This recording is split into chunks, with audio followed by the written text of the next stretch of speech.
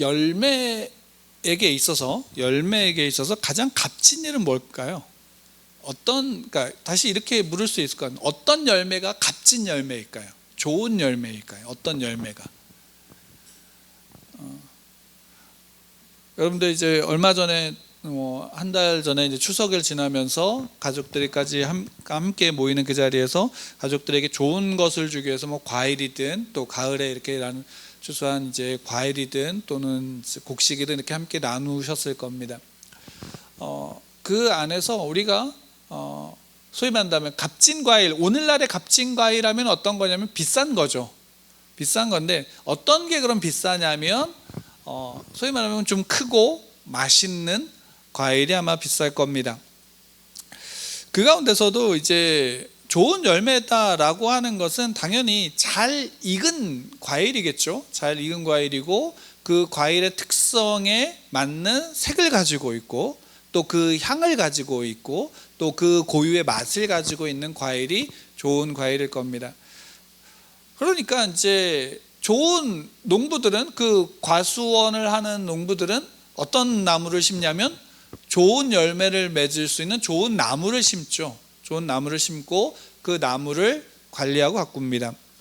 우리가 지난번에도 함께 봤듯이 예수님은 스스로를 포도나무로 비유하셨습니다. 그리고 하나님은, 아버지는 누구냐면 농부라고 말씀하셨죠. 그러니까 이겁니다. 농부이신 하나님이 포도나무이신 예수 그리스도를 심었습니다. 그럼 그 포도나무는 나쁜 포도나무일까요? 아주 최상급의 좋은 포도나무일까요?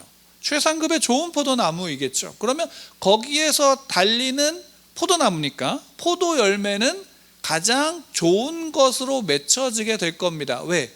그거를 심은 이도, 가장 좋은 것을 심은 이도 아버지이시고 농부 되신 하나님은 가장 최고의 농부이시니까 가장 좋은 것을 줘서 그 나무에서 가장 좋은 열매가 맺혀지게 할 겁니다. 그러니까 하나님은 그 열매를 맺기 위해서, 가장 좋은 열매를 맺기 위해서 당신이 하실 수 있는 최선의 노력과 힘을 기울이셨을까요? 안 기울이셨을까요? 기울이셨겠죠. 가장 좋은 것으로 우리에게 주시고자 친히 이 땅에 내려오셔서 우리를 위해서 십자가에 못 박혀 죽으셨습니다. 또 죽음으로 끝나는 것이 아닌 부활로 말미암아 우리에게 죽음이 끝이 아닌 생명 가운데, 이제 영원한 생명 가운데서 우리가 살아갈 수 있도록 하나님께서 우리에게 가장 좋은 것을 주셨죠. 거기에서 당연히 그러면 그 포도나무에 열매된 자들은 어떤 자들이냐면, 열매는 가장 좋은 열매, 가장 좋은 포도나무가 맺혀질 수밖에 없을 겁니다. 왜? 가장 좋은 나무에서 가장 좋은 농부가 길렀기, 가장 좋은 영양제로, 영양분으로 그 땅을 돌봤기 때문입니다. 그래서 가장 아름다운 색이 날 것이고 가장 좋은 향이 날 것이며 가장 좋은 맛이 날 겁니다. 시각적으로도 또 촉각적으로도, 그리고 우리의 냄새로도 가장 좋은 것으로 우리가 그것을 느낄 수 있을 겁니다. 그러면 거기에서 분명한 것은 열매가 할 일은 있나? 열매가 하는 일은 무엇일까요? 열매가 할 수 있는 일은 그냥 맺혀지는 겁니다. 소위 말한다면 거기에 나무로부터 오는 모든 영양분을 잘 받아들이면 됩니다. 해가 나면 그 해를 잘 쬐면 되고요, 비가 오면 비를 잘 맞으면 됩니다. 그러면 그 안에서 그 자체로 익어갑니다. 때때로는 해가 너무 강해서 겉이 쭈글쭈글해질 수도 있고요, 또는 너무 비가 많이 와서, 또는 바람이 불어서 붙어있는 게 아슬아슬할 정도로 위험할 수도 있습니다. 그래도 어쨌든 오는 걸 다 받아들이면, 농부의 손길을 잘 받으면 어떻게 하면 가장 좋은 열매로 맺혀지게 되어집니다. 그건 결과입니다. 그러니까 시작이 있고 끝이 있는데, 시작과 끝이 다 온전함 가운데서 이루어질 것이고, 온전함 가운데 가장 좋은 것과 아름다운 것과 향기로운 것으로, 맛있는 것으로 맺혀지게 될 겁니다. 왜? 하나님이 그렇게 의도하셨고 하나님이 그렇게 목적하셨으며 하나님이 그렇게 뜻하셨기 때문입니다. 그 가운데서 우리가 중요한 것은 이겁니다. 우리가 열매에 대해서 지난 몇 주 동안 계속 나누었지만, 그 열매라는 것에 있어서 가장 중요한 요소는 뭐냐면 받아들이는 겁니다. 받아들이는 것. 그 받아들이는 것으로 말미암아 그대로 받아들이면 어떻게 되냐면 그 결과가 맺혀지게 되는 것이죠. 이는 분명한 흐름입니다. 만약에 우리가 가지라고 한다면 가지의 존재는 그냥 잘 붙어 있는 거고 잘 흘려보내는 겁니다. 그 역할들을 분명합니다. 거기에 다른 것이 있을 수 없습니다. 다른 어떤 의도를 만들어낼 필요고, 가지 자체가 열매를 맺겠다고 스스로 몸부림칠 필요도 없습니다. 그냥 붙어 있기만 하면 되고요, 내보내기만 하면 됩니다. 근데 중요한 건 이거죠. 열매 자체도 마찬가지입니다. 내가 더 좋은 열매가 되겠다고 열매 스스로가 자신만의 색깔을 내고 자신만의 냄새를 내고 자신만의 그 맛을 내기 시작하면 그 열매는 좋은 열매일까요? 나쁜 열매일까요? 나쁜 열매가 되는 겁니다. 왜?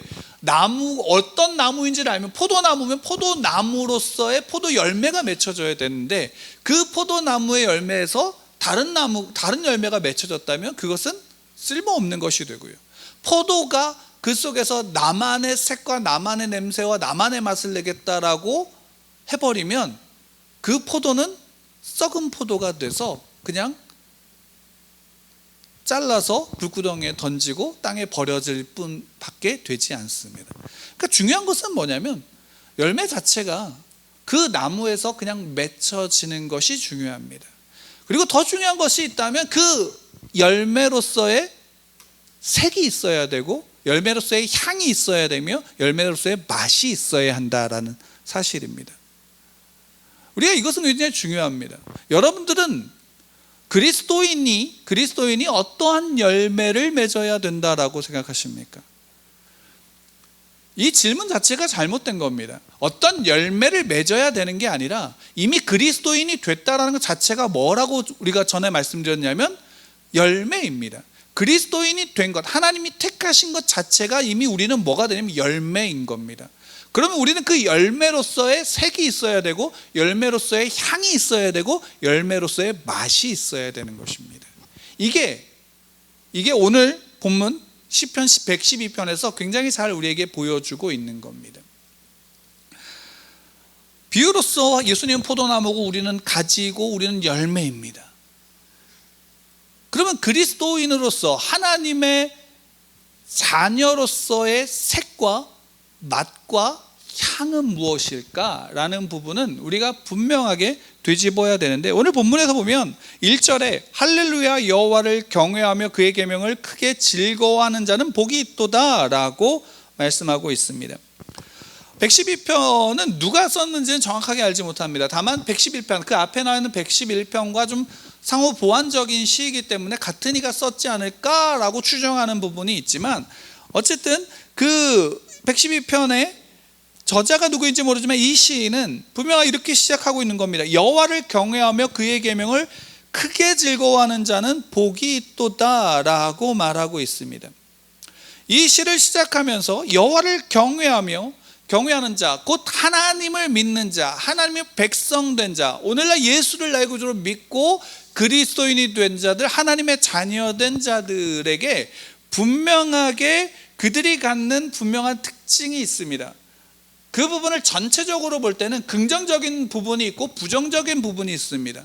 물론 부정적이다 그래서 나쁜 것이 아니라 우리에게 부딪혀진 그 현실 속에서의 우리가 느끼는 부정적인 측면인 거지, 하나님의 그 입장에서 본다면 그것은 다 하나님의 온전하심 가운데 있는 것이다 라고 할 때, 그래도 우리가 좀 구분한다면 긍정적인 측면과 부정적인 측면으로 좀 나누어 볼 수 있습니다. 좀 긍정적인 부분을 먼저 살펴보게 되면, 계명을 어떻게 하는가? 그의 계명을 크게 즐거워하는 자는 복이 있도다 라고 합니다. 그러니까 여호와를 경외하며 그의 계명이 어떤 것이냐면 같은 것입니다. 이런 겁니다. 우리가 하나님을 경외하고 하나님을 믿는다라고 하는데 나는 그의 말씀을 믿지 않는다라고 말할 수 있을까요? 없는 겁니다. 그러니까 실제로 하나님께서 모세를 통해서 시내광야에서 이스라엘 백성들에게 말씀을 주셨죠. 그러니까 최초로 하나님께서 쓰신 그 말씀이 이스라엘 백성들에게 주어진 거예요. 그게 우리가 잘 아는 십계명이죠. 그 십계명 이스라엘 백성들에게 주어졌다라는 것, 그 계명이 주어졌다는 것, 다르게 얘기하면 하나님의 말씀이 주어졌다라는 것은 이스라엘 백성들이 누구의 백성이 되는 것인가? 하나님의 백성이 되었다라는 것입니다. 그러니까 이스라엘 백성들이 하나님을 믿는데 하나님의 계명을 지키지 않는다면 그들은 하나님의 백성일까요? 아닐까요? 아닌 겁니다. 왜? 우리가 창세기부터 우리가 계속 앞에서 살펴보게 되었지만 하나님은 말씀하시면서 그 창조의 모든 세계를 창조해 나가십니다. 그 안에서 나타나는 것은 결국 뭐냐면 그 말씀 그 자체가 뭐가 되냐면 하나님이신 겁니다. 하나님이 말씀하신 것이 곧 그대로 어떻게 되었는가? 이루어졌고 그것이 가장 하나님의 의도와 목적한 바대로 온전하게 나타나서 어떻게 되는가? 하나님이 보시기에 심히 좋았더라라고 말씀하신 겁니다. 그러니까 하나님과 하나님의 말씀, 하나님과 하나님의 계명은 뗄 수 있어요? 없어요? 뗄 수가 없습니다. 그런 면에서 예수님께서 이 땅에 오셔서 그 바리새인들, 율법 교사들, 그들을 향해서 독사의 자식들이라고 이야기한 이유가 뭘까요? 그들은 계명을 안 지켰나요? 잘 지켰나요? 잘 지켰잖아요. 근데도 왜 독사의 자식들이라고 얘기했을까요? 왜? 그 계명에는 누가 안 계신 거예요? 하나님이 계시지 않는 거예요. 계명을 지키는데 그 계명 속에 하나님의 뜻과 의도와 목적과 하나님의 가치가 없이 그 계명을 자기들의 입맛으로 자기들을 높이는데 외식하는데 사용했기에 그 계명 속에는 그 계명에 하나님이 계시지 않는 거예요. 그러니까 하나님의 말씀을 망령되게 일컫는 자의 본 모습이 바로 외식하는 그 바리새인들의 모습이다라고 말씀하신 겁니다. 원래 하나님의 말씀은, 하나님의 계명은 하나님 그분이시고 그분이 우리에게 주신 것, 우리에게 그것을 하나님이 어떠한 분이신구나라는 것을 나타내고 계시하신 것이 계명입니다. 계명이라고 하니까 율법으로만 생각하는 부분이 있지만 오늘날 우리식으로 말한다면 말씀인 거죠. 성경인 것입니다. 그게 하나님의 말씀이에요. 하나님이시죠. 그래서 우리는 하나님이 우리의 눈에 보이지 않아도 하나님을 우리의 눈에 본 것 같이 믿을 수 있어요. 왜일까요? 하나님의 말씀이 있기 때문입니다. 그러니까 여호와를 경외한다는 자, 또 그 계명을 어떻게 하는가? 즐거워하는 것입니다. 그것은 곧 하나님을 즐거워하는 것과 같은 것이다 라는 사실입니다. 그것이 어긋나면 우리의 신앙이 삐그덕거리게 되어지는 겁니다. 실제로 여러분들, 제가 왜 바리새인들의 이야기를 하냐면 그 바리새인들, 외식하는 자들의 모습, 또는 구약시대에서 하나님을 믿는다라고 하면서 계명까지 받았고 그 언약궤의 그 십계명 돌판을 넣고 다니는 이스라엘 백성들은 가나안 땅에 들어가는 과정 속에서도 그렇고 들어가서도 그렇고 하나님을 온전히 믿었나요? 안 믿었나요? 믿지 않았어요. 그것이 어디로부터 나타나냐면 그들이 우상 숭배하지 말라는 하나님의 계명 속에서 하나님 외에 다른 신들도 겸하여 섬겼고, 또 그것으로 말미암아 하나님 그것을 어떻게 말씀하셨냐면 나를 대적했다라고 말씀하셨죠. 나를 대적했다라고 말씀하시고, 그들은 하나님을 안 믿은 게 아니고 제사를 안 지낸 게 아님에도 불구하고 하나님은 그렇게 말씀하셨다라는 거예요.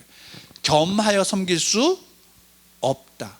온전히 그 말씀은 누구 앞에서? 하나님 앞에서, 하나님 뜻 가운데서 하나님만을 경외하는 자들이, 하나님만을 즐거워하는 자들이 하나님의 말씀을 즐거워할 수 있고 기뻐할 수 있다라는 사실입니다. 그럼 그들의 이것이 무엇일까요? 결국 이것이 맛인 겁니다. 그리스도인들의 맛은 어디에 있는가? 하나님의 말씀이 그들 안에 거하는가? 하나님의 말씀이 그들의 삶 속에서 녹아져 있는가가 그리스도인들의 맛입니다. 여러분들이 하나님의 열매다라는 것을 믿는다면 여러분들 안에는 말씀이 여러분들 안에 녹아져 있어야 되고, 여러분들 안에서 무슨 맛이 나야 되냐면 하나님의 말씀, 하나님의 계명의 맛이 여러분들 안에서 나야 되는 겁니다. 계명이 여러분들, 하나님의 말씀이 여러분들의 맛이라면 그것은 달까요? 쓸까요? 분명한 것은 여러분들에게는 달 겁니다. 하나님의 백성, 하나님의 자녀들은, 하나님의 백성들에게는 그 하나님의 말씀은 꿀송이보다도 더 단 것이 하나님의 말씀입니다. 세상은 어떨까요? 믿지 않는 자들에게는 어떨까요? 그 맛은 어떨까요? 쓸 겁니다. 왜요? 그 말씀은 뭘 드러냅니까? 죄를 드러내기 때문입니다. 죄를 드러내기 때문에 쓸 겁니다. 그 쓴 맛이 그들에게는 뭐가 되냐면 부끄러움이 되고, 그 부끄러움 속에서 죄를 깨달아서 다시금 나는 어떻게 하면 될까, 어찌할꼬 라고 주 앞에 무릎 꿇는다면 그들 앞에서 하나님은 예수 그리스도는 당신을 나타내시지만, 그것으로 말미암아 부끄럽고 그것으로 말미암아 치욕의 가운데 빠져있는 자들은 돌을 들어서 스데반에게 던졌듯이 돌을 던질 것입니다. 이게 세상의 모습이고 세상의 방법입니다. 근데 중요한 건 뭐냐면, 그리스도인들에게 있어서는 맛이 있어야 되는데, 여러분들 우리 안에서 무슨 맛인가? 하나님의 말씀이, 하나님의 계명이 우리의 맛이어야 된다라는 사실입니다. 그러면 어떤 색이어야 될까요? 열매의 색이 있어야 될 겁니다. 그럼 그리스도인들은 어떤 색을 나타내야 될까요? 오늘 4절에서 보면 4절 말씀이 이렇게 있습니다. 4절 말씀 같이 읽겠습니다. 시작. 정직한 자들에게는 흑암 중에 빛이 일어나나니 그는 자비롭고 긍휼이 많으며 의로웁니다. 정직함입니다. 정직함입니다. 그리스도인들은 정직한 자들입니다. 그리고 그것은 의로움입니다. 근데 여기서 우리가 함께 오늘 뭐 다 살펴보기보다는 여러분 한 가지 단어에만 좀 우리가 살펴보기로 합니다. 여러분, 그리스도인들은 정직해야 됩니다. 근데 여러분 정직하신가요? 정직하신가요? 역사적으로, 그러니까 교회의 역사를 살펴볼 때에 성경을 통해서도 마찬가지고, 그 이후에 이제 교회사를 통해서도 초대, 중세, 근대 이런 교회사, 종교개혁 시대 모든 것들을 다 돌아봐서도 가장 정직하지 않은 자들이 누굴까라고 한다면 종교인들입니다. 가장 정직하지 않은 자들이 종교인들입니다. 물론 다 그렇다는 것은 아니지만 그 안에서 하나님을 속이려고 하고 또 나 자신도 속이려고 하는 것이 우리들의 모습 가운데 너무 많다라는 것입니다. 특별히 우리가 중세 시대를 암흑기다라고 세계 역사에서도 이야기하지만, 교회사 속에서도 중세 시대는 암흑기다라고 이야기를 합니다. 중세시대 때가 왜 암흑기일까요? 여러분 한번 생각해 보세요. 중세시대 때 교회가 없는, 유럽입니다. 유럽을 중심으로 교회가 없는 곳이 있었나요? 모든 곳에 교회가 있었고, 어떤 성이든지 그 중심에는 교회가 있고 사제가 있었습니다. 그 성을 따라서 많은 사람들이 예배를 드리러 교회로 나아갔고 거기서 예배를 드렸습니다. 그런데 왜 중세시대가 암흑기가 됐을까요?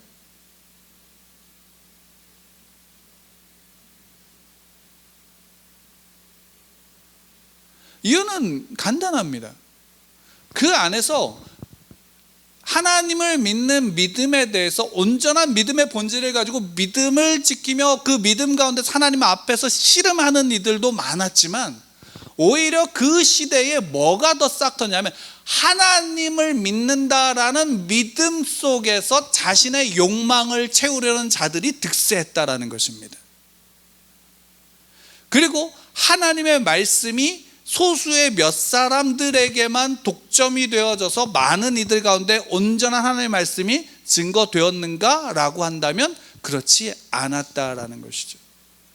오히려 그 시대 때 더 중요했던 건 뭐냐면 너무나도 그 믿음이라는 말 앞에서 자신의 욕망을 채우려는 자들이 가득했다라는 것입니다. 하나님을 속이고 있었던 거죠. 하나님을 속이는 자들이 자기 자신조차도 속였던 겁니다. 왜? 그것에, 내가 이렇게 하는 것에 대한 합리성을 믿음이다라고, 믿음의 삶이다라고, 신앙이다라고 고백했던 모습들이 그 안에 고스란히 담겨져 있었던 겁니다. 정직하지 못한 겁니다. 근데 실제로 그리스도인들은 하나님 앞에서 어떻게 해야 되냐면 정직해야 합니다. 하나님은 모르시는 게 있나요, 없나요? 우리의 모든 것들을 다 아십니다. 실제로 요한계시록에 보면 생명책이 있고요. 그 생명책에 기록된 자들은 누굽니까? 그리스도인들, 구원받은 자들이 그 생명책에 기록됩니다. 근데 재미있는 것은 뭐냐면 그 생명책 말고 책들이라는 것도 있습니다. 그 책들은 어떤 책들은 뭐냐면 소위 말하면 이겁니다. 이 땅에 나고 태어났고 죽었던 모든 이들의 삶의 모든 행동들이 기록되어진 책들이라고 보시면 됩니다. 그러니까 소위 말하면 내 삶의 모든 순간순간이 거기 안에 다 기록되어져 있는 것입니다. 그러면 그 안에서 하나님은 모르시는 게 있을까요? 우리가 하나님 무소부지하다라고 말합니다. 무소부지하다라는 뜻은 다른 게 아닙니다. 하나님이 계시지 않은 곳이 없다라는 겁니다. 내가 있었던 모든 순간, 내가 살았던 모든 순간, 내가 하나님을 믿지 않고 살았던 모든 순간에도 하나님은 그곳에 계셨습니다. 우리가 하나님 앞에서 숨길 수 있는 것이 없습니다. 그럼에도 불구하고 우리는 하나님 앞에 나를 속이려고 합니다. 코람데오라는 그 말이 왜 우리 안에서 중요할까요? 하나님 앞에서, 하나님 앞에 나가야 된다라는 의미가 아니라 내가 있는 그곳에 이미 하나님이 계시기 때문입니다. 이미 하나님이 그곳에 계시기 때문입니다. 그 앞에서 하나님을 속일 수 있을까요? 그럼 달리 말하면 이겁니다. 하나님 우리의 마음을 아실까요? 모르실까요? 우리의 마음도 아십니다. 우리가 어떤 마음과 어떤 태도를 가지고 주 앞에 서고 무엇을 구하는지도 압니다. 여러분, 우리가 하나님 앞에 기도할 때 우리의 기도가 정말로 하나님이 원하시는 기도로 우리가 기도하는 것일까요? 아니면 내가 원하는 내 욕망에 따라서 기도하는 것일까요? 이렇게 얘기하면 여러분들 아마 이런 말을 좀 싫어하실 수도 있을 겁니다. 그런데 여러분, 욕망을 따라서 기도한다는 것이 나쁜 게 아닙니다. 내 마음의 소원을 주 앞에 아른다라는 게 나쁜 게 아닙니다. 우리는 그렇게 기도해야 합니다. 다만 그것을 인정해야 할 필요가 있습니다. 이것은 내가 원하는 것이고 내가 바라는 것입니다 라는 것으로 인정할 필요가 있습니다. 그것을 이렇게 하는 게 하나님의 뜻입니다라고 포장할 필요가 없다라는 겁니다. 그것을 다른 사람한테도 그렇게 포장할 필요가 없다라는 말입니다. 내가 원하는 마음의 소원을 그대로 구하십시오. 근데 참된 기도가 무엇인가 라고 할 때 예수님이 그 다음에 우리에게 그 기도의 모범을 보이셨는 게 뭡니까? 나 이거 싫어요. 내 마음이 이거 싫어요. 이 잔을 내게서 돌려주십시오 라고 요구했지만 그 다음에 예수님의 기도는 무엇입니까? 그러나 내 원대로 마옵시고 아버지의 원대로 하옵소서 라고 기도했습니다. 그 얘기는 뭐냐면 내 마음의 소원의 간구를 주 앞에 올리지만 그 간구의 결과는 주께 맡기겠다, 하나님의 손에 맡기겠다라는 믿음의 고백 아닙니까? 이게 올바른 기도입니다. 우리의 마음의 소원에 대해서 간절히, 내 자녀가 아프면 아픈 것에 대해서 간절히 낫게 해달라고 기도하십시오.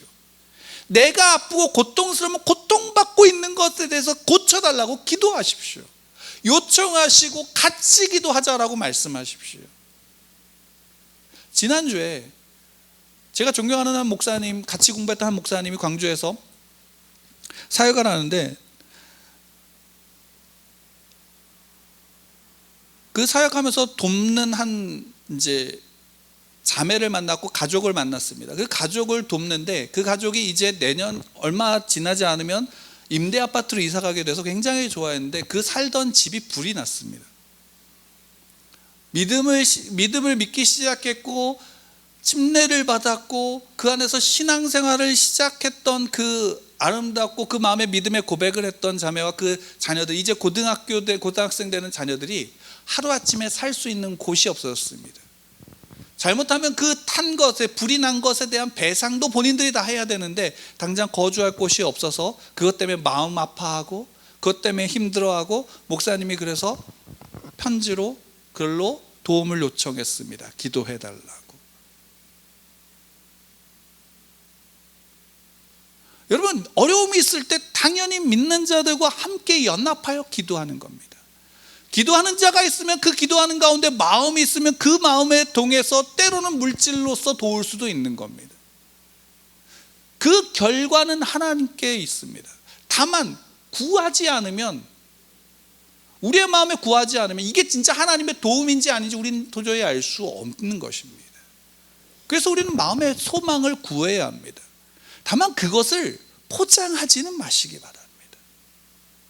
있는 그대로 구하시고 그 구함에 대한 결과를 주께 맡기는 것, 이게 참된 기도입니다. 이거는 구할 필요가 없어라고 말하는 것도 잘못된 겁니다. 왜? 그거는 스스로가 하나님 앞에 자기를 포기하는 것, 하나님을 포기하는 것과 마찬가지이기 때문에. 그래서 우리는 하나님 앞에 정직해야 합니다. 이 정직함은 하나님께만이 아니라 그 정직함은 우리 옆으로도 마찬가지입니다. 하나님이 우리 가운데 모든 것을 다 내보이셨고 모든 것을 그 말씀으로 우리에게 주셨습니다. 당연히 우리는 그 안에서 하나님이 어떤 분인지 알지 않습니까? 좋으신 분인 것을 믿지 않습니까?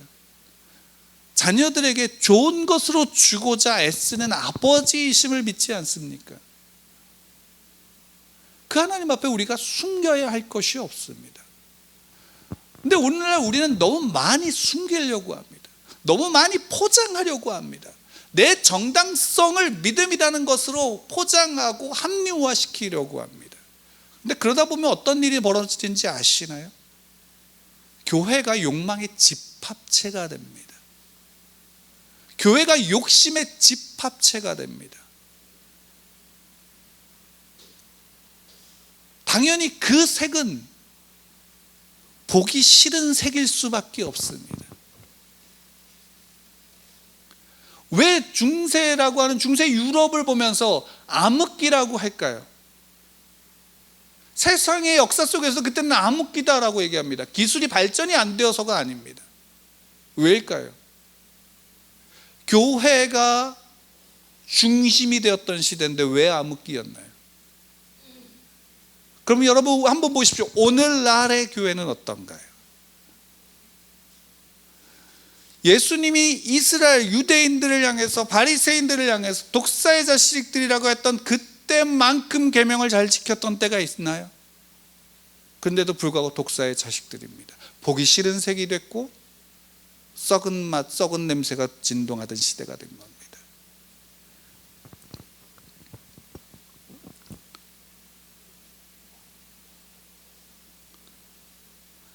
여러분들 삶 속에서 적어도 하나님께 정직하시기 바랍니다. 하나님은 여러분들이 가지고 있는 모습 그대로를 아시고 있는 모습 그대로를 받아주십니다. 그렇다고 해서 그것이 하나님께 무례히 행한다라는 것은 아닙니다. 다만 우리가 하나님 앞에 정직하고 어디에나 있지 않은, 없는 곳이 없는 그런 하나님, 모든 곳에 계신 그 하나님을 믿는 믿음 가운데서 하나님이 지금 나와 함께 하신다라는 말의 의미를 다시금 생각해 보십시오. 우리가 그 하나님을 믿는 겁니다. 그러니 그분은 출애굽기에서 나온 것처럼 이스라엘 백성들의 부르짖음을 들으셨습니다. 그들의 고난과 고통과 아픔을 보셨습니다. 그래서 때가 됐을 때 모세를 들어서 모세를 통해서 그들을 가나안 땅, 약속의 땅으로 이끌어 내시고자 하나님이 모세를 그들 가운데 보내셨던 겁니다. 우리의 앞을, 지나온 앞을 보십시오. 우리가 전에 한번 말씀드렸죠. 여러분들 성경적인 세계관 속에서는 과거는 내가 이렇게 보는 입장이고 미래는 어떤 입장이면 뒤에서 나에게 오는 입장. 그러니까 뒤는 보여요, 안 보여요? 미래는 보이지 않지만 지나간 과거는 내 눈에 보이는 겁니다. 그 과거를 보십시오. 그 과거 속에서 역사하셨던 하나님을 보십시오. 그리고 그 속에서 말씀하셨던 하나님의 말씀을 기억하시고 여러분의 마음에 새기시기 바랍니다. 우리의 뒤에서 하나님이 어떻게 우리의 뒤속에서 오는 그 미래를 이끌어 오시는지 우리는 지나가면서 봅니다.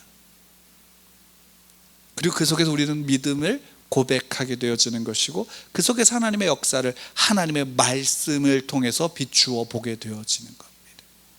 우리의 정직함은 어디에 있는가라는 사실을 되돌아볼 필요가 있습니다. 여러분의 마음의 소원을 구하십시오. 연약한 자들이 있으면 함께 기도하십시오. 기도할 제목이 있으면 함께 요청해서 간구하시기 바랍니다. 기도해야 하는 것이고 그 앞에서 특별히 우리 기도 속에서 우리는 정직함으로 주 앞에 나가야 할 것입니다. 그 다음에 5절 말씀을 보면 은혜를 베푸며 꾸어주는 자 잘 되나니 그 일을 정의로 행하리로다 라고 말씀하셨습니다. 그리스도인들이 가지는 그리스도인의 열매의 향이 있다면 그것은 어떤 것일까요? 은혜입니다. 여기에는 본문은 은혜라고 했지만 원어로 보면 이것은 다르게도 표현할 수 있습니다. 선한이라고도 표현할 수 있고 호의라고 표현할 수도 있습니다. 그러니까 선을 베푸는 자, 호의를 베푸는 자들입니다. 우리가 은혜를 안다라는 것, 은혜는 내게 은혜를 주십시오만이 아닙니다. 이미 어떻게 본다면 모든 그리스도인들은 구원받은 자들은 이미 은혜를 받았나요? 못 받았나요? 받았습니다. 은혜는 여러분 가운데 이미 주어진 것입니다. 더 큰 은혜는 없습니다. 그러면 우리에게 있어서 가장 그리스도인다운 열매의 향기는 무엇이냐면 그 은혜 가운데 내가 받은 그 은혜 속에서 호의를 베푸는 겁니다. 선을 베푸는 겁니다. 왜 선한 사마리아인의 비유를 통해서 예수님이 말씀하셨을까요?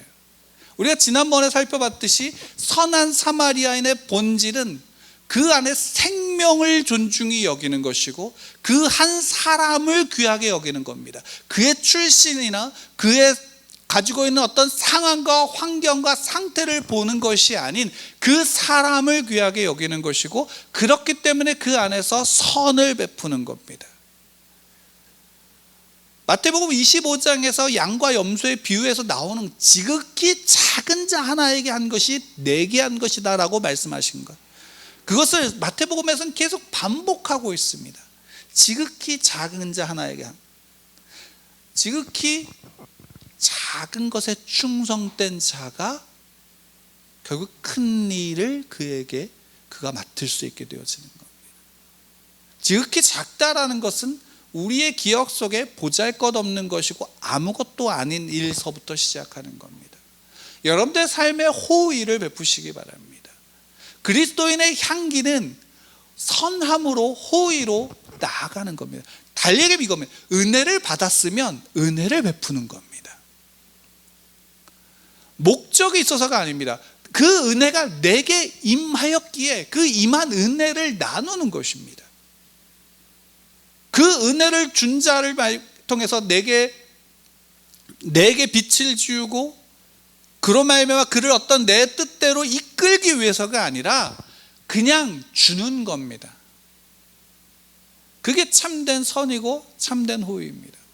예수 그리스도께서 우리에게 주신 은혜는 어떤 목적이 아닙니다. 그분의 은혜는 우리에게 그냥 주신 겁니다. 그 은혜를 받은 자들은, 그 은혜를 경험한 자들은, 그 속에서 하나님을 바라본 자들은 하나님 앞에 설 수밖에 없고 하나님의 나라에 설 수밖에 없는 겁니다. 왜? 그 은혜가 너무 크기 때문입니다. 그 어떤 것으로도 비교할 수 없는 것이기 때문입니다.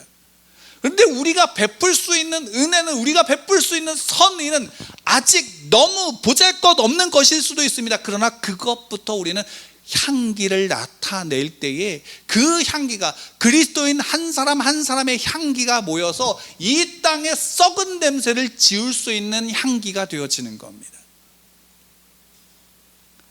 은혜라는 것이 무엇인지를 안다면 우리는 그 속에서 결코 그 은혜를 값싸게 만들 수 없습니다. 왜 우리가 이 열매가 된 것이 귀한지 아십니까? 열매는 익어지면 자연스럽게 색과 맛과 향이 납니다. 그 안에 그 본질이 그러합니다. 왜? 그 나무에서부터 나온 모든 영양분과 농부가 준 모든 돌봄이 그 안에 담겨져 있기 때문입니다. 달리 얘기하면 이겁니다. 여러분들 한번 보시기 바랍니다. 여러분들 스스로를 한번 보시기 바랍니다. 하나님이 여러분들 한 분 한 분을 이 땅에서 둘도 없는 가장 존귀한 열매로서 여러분들을 맺고 빚으셨다라는 사실을 믿으시나요? 그럼 여러분들은 색이 날 겁니다. 그럼 여러분들은 향기가 날 겁니다. 그럼 여러분들은 그 맛이 납니다. 왜? 하나님을 사랑하기 때문입니다. 하나님을 사랑하기 때문입니다. 하나님의 사랑을 받았기 때문입니다. 우리가 그 은혜 가운데 서 있습니다. 그 생명 가운데 서 있는 겁니다. 하나님의 나라는, 우리가 보는 하나님의 나라는 미래가 아니라 현재입니다. 우리는 그 과정 속에서 내가 덜 익었다라는 것도 알아야 되고, 내가 지금 그 덜 익은 것 속에서 미숙하다라는 것도 알아야 됩니다. 그러나 결국에는 그 속에서 온전한 맛이 나게 하고 온전한 색과 온전한 향으로 우리를 빚어 가신다라는 것을 여러분들 믿으시기 바랍니다. 다만 그 속에서 가장 중심이 되는 것, 여러분들의 맛을 결정하는 것은 하나님의 말씀임을 기억하시기 바랍니다. 그 말씀 앞에서 여러분들을 비추어 정직하시기 바랍니다. 그리고 그 정직함 속에서 그 맛을 받은, 그 생명을 받은 은혜를 베푸시기 바랍니다. 그 베푸는 것의 목적이 아닌 내가 존재하는 것 자체가, 그 열매가 존재하는 것 자체가 색과 맛과 향이 그 안에 배어져 있다라는 것입니다. 여러분들이 있는 곳에 썩은 향기가 아닌 정말로 아름답고 향기로운 향이 여러분들로 말미암아 풍겨나고 있음을 믿으시기 바랍니다. 여러분들 그래서 기죽지 마십시오. 그 어떤 포도송이보다도 굵고 그 어떤 포도송이보다도 아름다우며 그 어떤 포도송이보다도 향기롭고 맛있는 포도가 여러분입니다. 그 안에, 여러분들 안에 생명이 가득 담겨져 있음을 믿으시기 바랍니다. 생명이 있습니다. 그 생명 가운데서는, 그 생명 가운데 생명을 누리는 여러분들 되기를 축원합니다.